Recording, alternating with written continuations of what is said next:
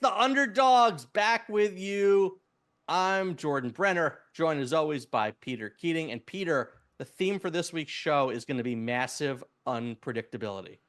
Well, it kind of always is, Jordan. We like underdogs. We love chaos. We love things that the world gets wrong so we can get them right. But yeah, there's some craziness abounds. Hey, Jordan, shout out to my fantasy team. I know nobody likes to talk about anybody else's fantasy team, but I want you to know I have made the divisional playoffs of my fantasy baseball league. So it's very hard to focus on anything else. Do we have a cricket sound we can add in there? I could go on for hours. Thank you to Mookie Betts and Shota Imanaga and everybody who helped us get this far. Stop trying to make fantasy baseball happen. It's like the fetch of this show. It's just, I'm sorry. It's I play, you play, but nobody cares. I completely disagree. I got Ellie De La Cruz in my league's minor league draft, and I think that's an important achievement. And I think everybody, I'll buy you a frosted cookie to celebrate. Now, listen, a little bit later, we are going to get into some baseball. We've got some stretch run. We got some stretch run stuff. We got pennant races. We got MVP races. And then we're going to talk about the most unpredictable, crazy crapshoot in sports, which is the MLB playoffs, where I'm going to attack local New York radio hosts as well. But first, Peter, speaking of unpredictability, we're through 2 weeks in the NFL. We have 9 undefeated teams. And as everyone expected, those include the Vikings, the Saints, the Bucks, the Seahawks, the Chargers, and the Steelers. What the hell? Well, some of us like the Vikings and the Saints as potential breakout candidates, right? All right, should we start there? Well, let's just start with this. It's even though, I mean, some of the best bets in football always involve holding your nose, holding your breath at the same time, picking the teams that everybody has already, thrown in the trash heap, because it's still very, very early, and some of your best candidates to win going forward are just going to be the world's worst teams because bounce back is still a factor. We still can't really be sure who's completely fallen through the floor and who's just having a couple of bad weeks, so much so that the world expects that to keep happening, but they're due to bounce back. So I tried that caution. Yeah, I know. I tried that last week with the Panthers. Didn't go so well, but right. There's a really interesting stat for this week. Before we get to, I do want you to take your victory lap on the Saints and Vikings while it's still viable. But here's a really interesting stat for week 3, if you're betting, okay? Over the past 10 seasons in week 3, winless teams who are underdogs are 40-21 against the spread. That's almost a 66% clip. Okay, again, 0-2 teams who are underdogs in week 3, past 10 seasons, 40-21 against the spread. This week, those plays include... Hold on. No. Pause right there before you tell us the horrible teams, Jordan. Just think all it means you have to do is take teams that haven't won, that nobody likes. What other analysis is there? This is the simplest bet you can put together. And now, the bad news is, who do you have to bet for this to come through is... Right. You've got the likes of the Giants, the Broncos, the Panthers, the Rams, and the Jaguars this week. But look, if you look at those lines, right, like you can't... Let's talk about our favorite team, the New York Football Giants, who just became the second team ever to lose a game in which they scored 3 touchdowns and didn't allow one. Okay. But look, you can't see the Giants going into Cleveland, and I'm not going to make a Deshaun Watson joke, but I mean, well, it's not a joke. Yeah. Well, it's a 6-point line. The the total is only 38.5. You couldn't see this, the Giants scoring a defensive touchdown and losing, 19-14 or something like. Jordan, I don't need to see the Giants scoring a defensive touchdown, because last week, with just a little bit better luck, a couple of bounces go the other way, Daniel Jones would have put up 27, maybe 35 points last week. I'm not kidding. Do you know who led the league in air yards per attempt last week? Daniel Jones. It's almost impossible to believe, but it's true. So, a little bit better luck against Deshaun Watson, who I think is kind of, leaving aside the off-field stuff, which is terrible. Deshaun Watson hasn't been the player the Cleveland thought they were signing for, 5 years. He's kind of fallen apart in front of our eyes. Yep. Is Jerry Jeudy even a viable fantasy play? When is Nick Chubb coming back? I don't know. But I can see the Giants scoring 28 points and winning that game. So this is a good example of what we're talking about. Not against that Cleveland defense. But all right, let's say No, but they could score 13 points and win that game. Yeah, I was going to say 19 would be better, 19 and winning. But sure, this is a point you can't. It's too early to give up on a team as bad as the Giants. Right, but before we get into the other really crappy teams, let's talk about some of those undefeated teams, particularly the Saints and the Vikings, who, if you don't remember us talking about it on the show, we wrote a piece for The Athletic this year looking at potential breakout teams. In the past, we've done really well identifying 2 years ago the Giants and the Lions, last year the Texans and the Colts. And among our 4 teams this year, which also included the Panthers, we had the Vikings, the Saints, and the Cardinals, who were really impressive last week. But let's start with the 2-2-0 teams first. You wrote those 2 in our article. We divide and conquer with labor here. What did you like about those teams going into the season, and what are you seeing from them now? Okay, so really quick with Minnesota, who actually can't believe this is all coming true so fast, but look, 2 years ago, Minnesota won all those close games, remember? And everybody was like, are they clutch? Are they have a special winning quality? And the answer was no. They won a record number of close games, and they lost as soon as they got into the postseason. So what did last year everybody talk about? Oh, they're regressing to the mean. The same way people overappreciated the Vikings last year, they underappreciated them this year. They were one of just a handful of teams who had bad luck last year and whose over-under for this year still trailed their expected wins for last year. So they just needed a little more luck, yet the gambling lines were reflecting that they were getting worse, not better. Now, look, partially that's because Kirk Cousins left town and J.J. McCarthy got hurt. But even if they got average play from Sam Darnold, they were going to be a little bit better than last year. They're getting a lot more than average play from Sam Darnold, number one. Number two, first week of free agency was fantastic for Minnesota. They signed Aaron Jones. They signed a bunch of pass rushers. They signed Stephon Gilmore. They signed the right pieces without now, they lost their quarterback, but apart from that loss, they kept everyone they wanted, and they signed a really good batch of players. And on the margins, I'll also just point out Minnesota had a horrible kicking game last year. They drafted a kicker in the 6th round. He's the all-time college points leader. Will Reichert from Alabama hasn't missed a field goal or an extra point this year. That matters when you talk about half a win here or there. So they look good. I think actually having a kicker is a particularly important thing. Yeah, it's not just at the margins. You need somebody who can kick. I told our producer, Sarah, that I was going to be mean today. And so taking those little shots at the Giants is my first way of starting. When we get into baseball, I've got a few shots for her too. But so what's not to love? Jordan, the Giants point is interesting because you watch a team like Minnesota and you watch somebody like, let's say, Andrew Van Ginkel, right? Or Grenard, or any of the various players they've put in. You just wanted to say Andrew Van Ginkel. No, what I want to say is this. What you notice when you look around the rest of the league is you root for a team like the Giants or the Panthers. You have to wonder, is any old random team that did a good job bringing talent in like Minnesota have 3 or 4 players who are better than your best player? Anyway, so everything's clicking. So we obviously have to monitor Justin Jefferson's quad. He says he's not worried. He's day to day. The schedule is interesting coming up. So they play the Texans at home this week. One of those teams is going to be 3-0. Then they go to the Packers. Will Jordan Love be back, or will they get lucky there? Home for the Jets, home for the Lions. Could they be 5-1? It's funny. And then they go to the Rams, who we don't know what they are right now. And by November, the Colts, the Jaguars, the Titans, the 3 road games in a row, the Jaguars, Titans, and Bears. But it's not like they've got Kansas City on this schedule. It's not like they've got any truly elite teams. This is going to be really interesting to watch. It's funny because at the beginning of the season, the fans were wondering if they were going to be 1-6 because that stretch looked brutal just 2 or 3 weeks ago. Prospective strength of schedule looking at the Giants really, at all. right. Well, after that, they thought they could lose 6 in a row. I mean, so you have to really take strength of schedule looking ahead with a big grain of salt. Remember, too, their win total was 6.5 before the season started. Right. I mean, well, let's move to the even more impressive team, to be honest, and the more shocking one to me, and that's the Saints. They are, man, they knocked people out of more survival pools this weekend at Dallas. They've got 91 points in 2 games. I don't know how this is happening, to be perfectly honest. We both thought there was some sneaky talent there, and we both thought that for a lot of the reasons we like teams to overperform expectations, there was room there, but we didn't see a juggernaut on the way. They've outscored opponents by 62 points in 2 games. Can we just put some basic facts on the board? Last year, the Saints scored the 9th most points in the league. They allowed the 8th fewest points in the league.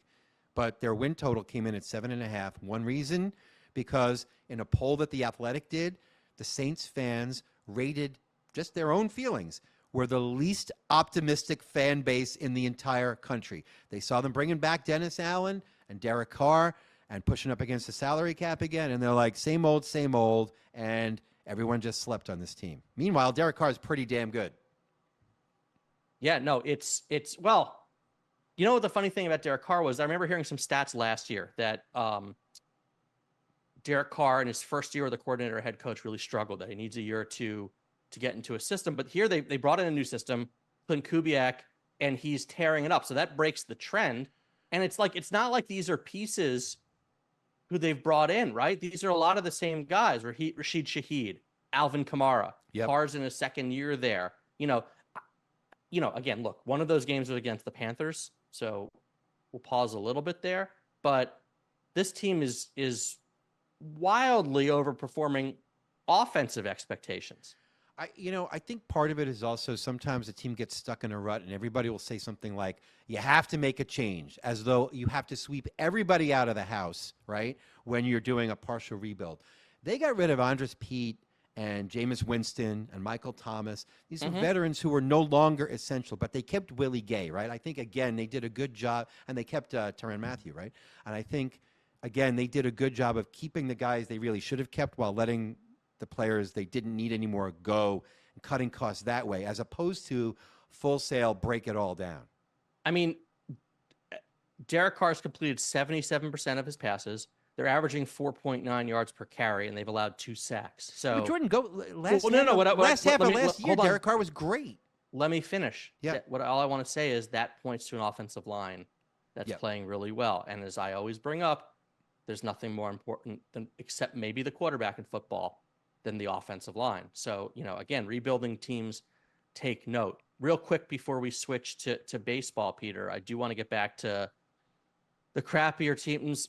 And I also want to mention real quick, the Cardinals was a third team we had in that group. And they've scored 69 points in 2 games. They had a close loss at Buffalo. They absolutely throttled the Rams this week. Marvin Harrison came alive. Kyler Murray looks really good. Another team to watch, and what's all of a sudden proving to be a little more trickier NFC West, given the Niners' injuries to McCaffrey and Deebo Samuel, the Rams off to a slow start, the Seahawks getting a little bit lucky, and they've got a 2-less Vikings team, 2-less Dolphins team this week. So there's a little more chaos than we expected. There's a lot more chaos than I expected. And Marvin Harrison's for real. We told everybody last week, don't give up on young players who didn't look like they were Hall of Famers in week 1, because it's not going to happen overnight, but it happens in fits and starts, and he had he showed what he could do last weekend. I like Arizona to keep things close against almost everybody this year.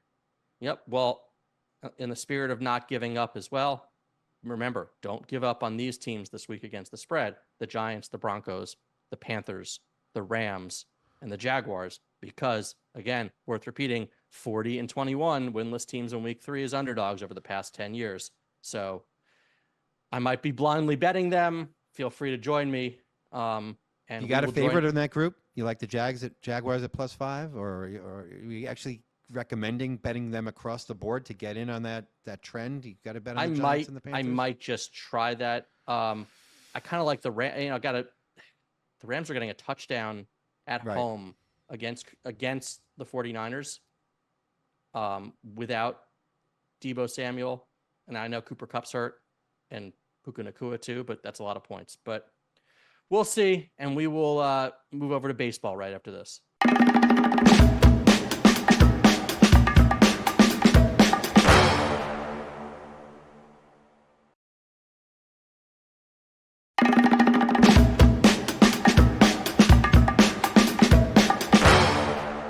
We're back, and Peter, let's move on to baseball for the first time in a couple shows. We're into the stretch run. Got 2 weeks left in the regular season, some interesting races. And again, the theme here is that even by baseball standards, and as John Sterling might say, you can't predict baseball. But we've told you time and again that the postseason is a crapshoot anyway. But this year, more than ever, there's nothing resembling a dominant regular season team. So the playoffs are going to be completely unpredictable. If I were betting, I would bet the teams with the biggest odds, because there's no rhyme or reason to how these teams are going to do in the postseason. But first, let's look at the races here, Peter. What's catching your eye the most of? Oh, and I have an apology to make to you, but let's see if you notice first. What's catching your eye the most? An of all apology these to races? make to me. That should have been the lead. That should have been the first thing we talked about all week, Jordan. Yep. The Milwaukee Brewers win their division handily or make the playoffs every year, or tough out in the playoffs. Haven't put it all together and won it yet. But ho-hum, they're doing it again. 100% chance they're going to win the division.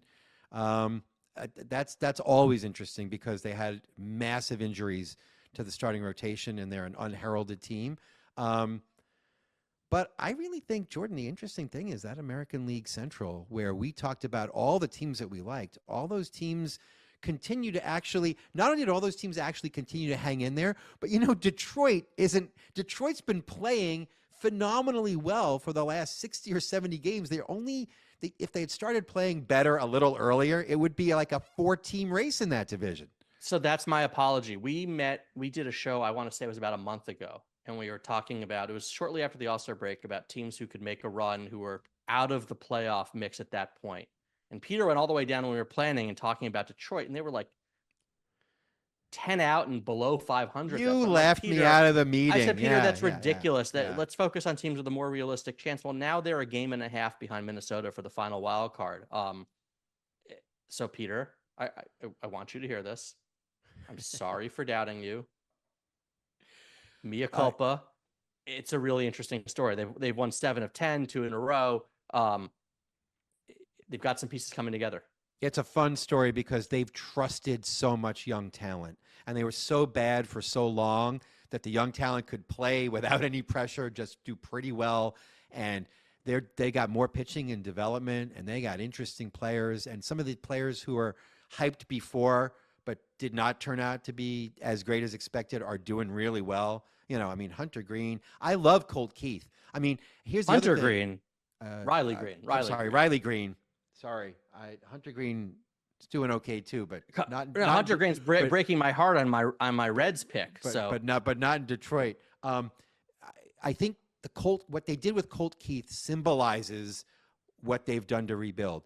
They threw him into the major league. First of all, they gave him a major league contract, right? So he had to be on the roster. And then they played him at second base, even though he's this big guy and he's probably maybe better suited to being a third baseman. And they just let him play. And he hit about literally 150 for the first 6 or 8 weeks of the season, and they just let him play. And they let him play at second base. And he has been hitting the hell out of the ball for the last month and a half. That kind of symbolizes their approach. They've taken the young talent, thrown them into the deepest place they could, and let them swim. One interesting thing to point out with Detroit, too, if they're still in it by the final series of the year, guess who they get to play? That's right, the White Sox. They're the only AL Central team that still has the White Sox on their schedule. The Padres, by the way, are the only other playoff contender who still have the White Sox on their schedule. So that's worth noting as well. So the whole season could end with a Scooble no-hitter. Exactly. It's pretty interesting to watch. The National League, it really looks like it's just going to come down to 4 teams for 3 spots with the Braves, the Mets, the Diamondbacks, and the Padres. Obviously, you're a Mets fan, but is there one of those teams that you sort of least want to see in the postseason because they're less interesting as an underdog and compared to the others? I think Atlanta's less interesting as an underdog compared to the others. All the others have interesting stories here. The Mets put it all together with a starting rotation that's been amazing. No pun intended. The Padres shed so much money and so many players, but kept together a crew they thought could make the postseason. They made a really interesting run. And the Braves have tried to replicate their bring back some guys and see if they get hot strategy. And I think they have as good a chance as anybody in the group, but they're just not as interesting as underdogs, right? Right. Well, one of the things we've talked about is that we've tried to run, by the way, not just us, everyone has tried to run sort of patterns for teams that come up with postseason success. Is it starting pitching? Is it bullpen? Is it defense? Is it offense? Power, speed? And there's really no formula. I say this after listening to 2 people who do midday show in New York on sports radio, and I'm not going to name them, but they're so typical of the myopic view that aspects of baseball that are completely uncontrollable are controllable. Talking about how the Yankees haven't won a World Series since 2009, and is this team built for the postseason, and yada yada yada. When there's no such thing for the Yankees, are Stanton and Judge going to hit well or not? Are they going to get hot or not? Is a reliever going to blow up in a big spot or not? You can't predict these things. You can't. There's no such thing as clutch. We've been down this road many times. But one of the things we have looked at is, all things being equal, I think it used to be, give me the best starting pitching. And we've seen that the game has evolved.